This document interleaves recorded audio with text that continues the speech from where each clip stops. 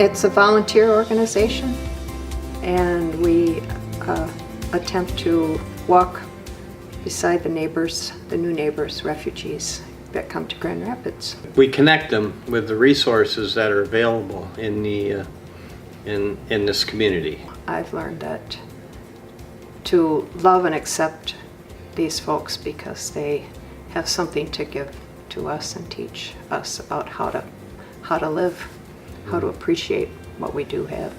And so even that affects the way I vote, the way I think, and the way I talk, is that I'm thinking about what it would be like for them here.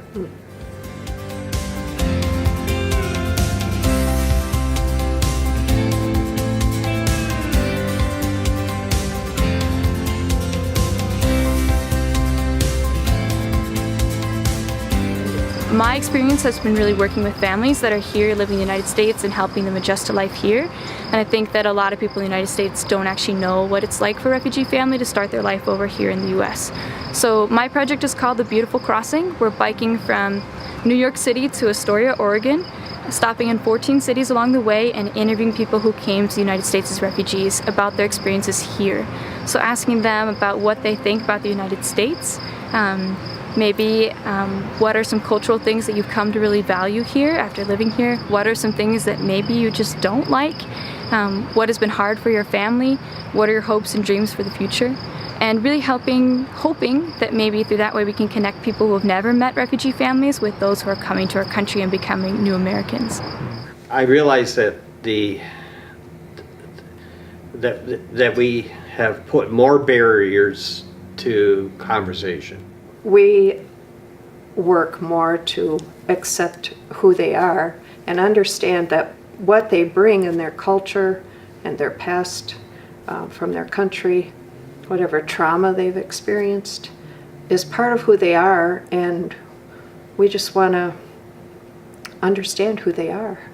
And when you approach someone that way, and I find this with any person really, when you approach someone that way, you open up conversation. So I actually picked cities based on where there are a lot of refugees who are being resettled, and Michigan is one of the states that receives the highest number of refugees. So we came through Detroit, and we stopped and did interviews in Detroit and Dearborn, and now we're in Grand Rapids. And I was reaching out to organizations, and I heard about Thrive. I gave a call to David and was just so impressed hearing the work that he's doing. I've worked personally in resettlement, and I know that the first 3 months are essentially where the agency or resettlement agency is very hands-on with a client or with a family, and they usually work with them for up to about 6 months very closely, helping them with employment, helping them find an apartment, helping them sign up for public benefits. And then after 6 months, there's essentially the agency actually expects the family to be financially independent and then also to not really need their support, so they can then go on to help new families that are arriving because staff and resources are limited.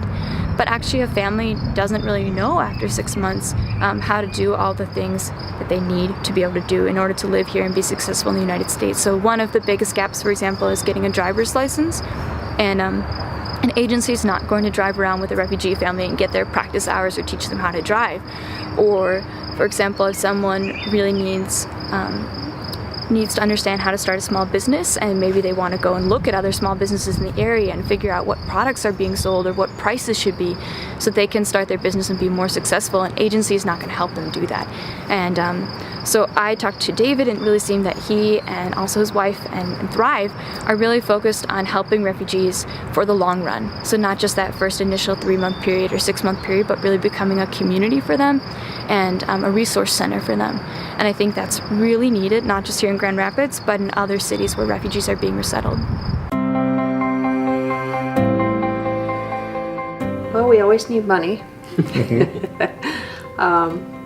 And it's been a bit frustrating because as you go for grants and so forth, in the early days it was, well, you need to show us that you're sustainable, and that's about 5 years. And so we're 7 years into this now, and it's still hard to get grant funds. So I think we need people open to thinking differently about this. These folks are going to be around for a long time, and there will be more. We're doing this for people that aren't here yet. When you think of how many millions are in refugee camps in Jordan from Syria, we have to continue to provide an openness and work towards so they have a place to come. And We're open to going and sharing our experience here. And so if people want to have us come and talk about what our experience is, we're open to do that. If we can open doors like that, that'd be wonderful.